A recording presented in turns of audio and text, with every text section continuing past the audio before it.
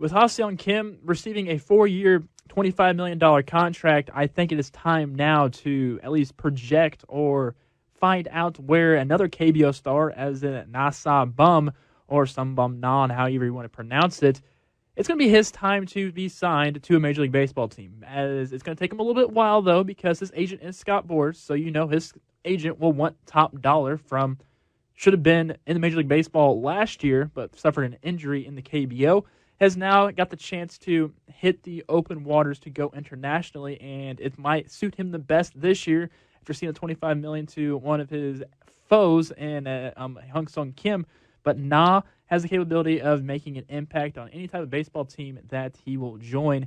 But here are my top five. My top five to figure out whether or not where Nasa Bum can actually play baseball in.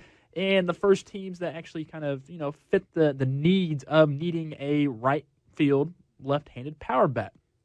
And we'll start off with the Los Angeles Angels. Right now, the current right fielder is Jared Walsh. Yes, he had an amazing season in a shortened COVID pandemic type year last season, batting at .293 with 9 home runs and 26 RBIs. You can put Na out in right field. You can put him at the DH spot. Heck, I feel like at the time, since he's 31 years old, you can possibly make him or kind of transition him to being a first baseman as well. Maybe our Pujols. Yes, a former Gold Glove first baseman could actually help Na at a different position, make him more versatile because he's 31 years old, not many years left on, I'm guessing, for his prime, if primes do end at the age of 32 or 34. So we'll just have to see that way going with Na, but I believe the Angels give Na a contract, put him around Mike Trout, put him around Justin Upton, get that Shohei Ohtani son. You are going to see a lot of potential with the Angels if they are to make a splash and a move for a guy like Na. Now, a second team in this top 5 teams that could possibly get Na is the St. Louis Cardinals.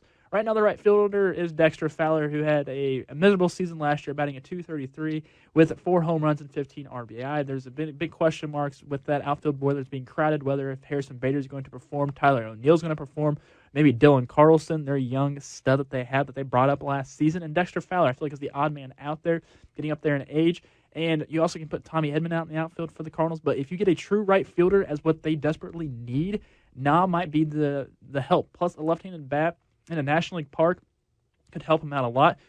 Granted, I would put a lot more National League teams on this, but with the DH not going to happen in 2021 in the National League, there's going to be very few and far between teams that are going to want to go out for Na that's in the National League because they already have their right fielder of choice picked out.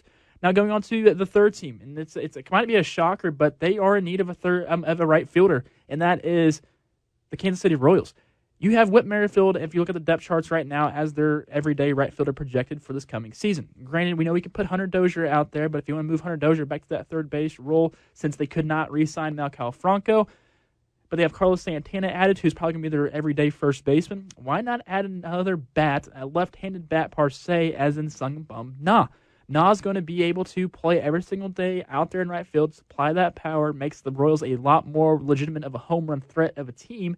So it could increase, fandom, stardom, maybe KBO teams going to Kansas City, KBO fans wanting to see Na. Like, of course, myself, working in the Kansas City market, I would love to see Sung Bum Na be a Kansas City Royal. Plus, Whit Merrifield can play second base. If Nicky Lopez is not producing, you could easily put Whit at second base, Nicky Lopez on the pine, and things will work out that way, make everything all fluid. Granted, they did sign Michael A. Taylor in the offseason, so who knows if he's going to be an everyday right fielder or possibly platoon him that way. They also have Franchi Cordero, who's been tearing it up in the winter ball leagues. So you got to think that the Royals have a good chance or a shot of possibly signing a guy like Na. Now let's go to the fourth team, the Houston Astros. Houston Astros are in dire need of some outfield depth because all they have in right field right now is Kyle Tucker, who batted a .268, 9 home runs, 42 RBI last season. But Kyle Tucker's going to be a man to stay in Houston as a young guy. But what the Astros did not plan on is they're trying to re-sign. If they are going to go for their players, like George Springer, who's a free agent, Michael Brantley is a free agent, so their outfield depth is very shallow, and if you want to get a guy, a power bat like Na, he will fit that role just fine for the Houston Astros to possibly go on another run with a 31-year-old. I would classify him as a veteran of Major League Baseball. He's hit over 179 home runs over in the KBO, and he is a run producer. He likes to hit the ball, and he likes to drive and runs. That's what he does. Also has a great arm, too, a very good, damn good one. So the Astros are another one. But the final team that I feel like he could possibly go to, because I feel like most people from overseas want to go as close to the coast as possible to where they're close to their family. Seattle Mariners make a lot of sense. They need a right fielder. They need a DH.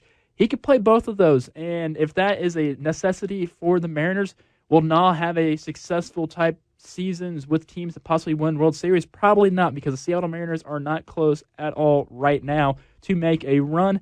But the other four teams I mentioned, they're possibility of making a run here very soon within the next few years. Because if Na gets a contract like Kim, who received a 4-year, $25 million deal once again, you're going to expect a 4-year, probably a $50 million deal with Na here really soon. It depends if the teams have this money.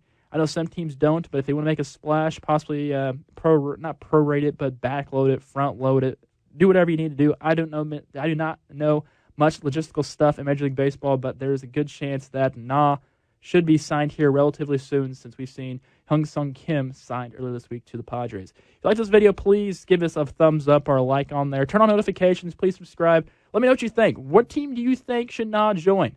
Let me know in the comment section down below. Have a good one.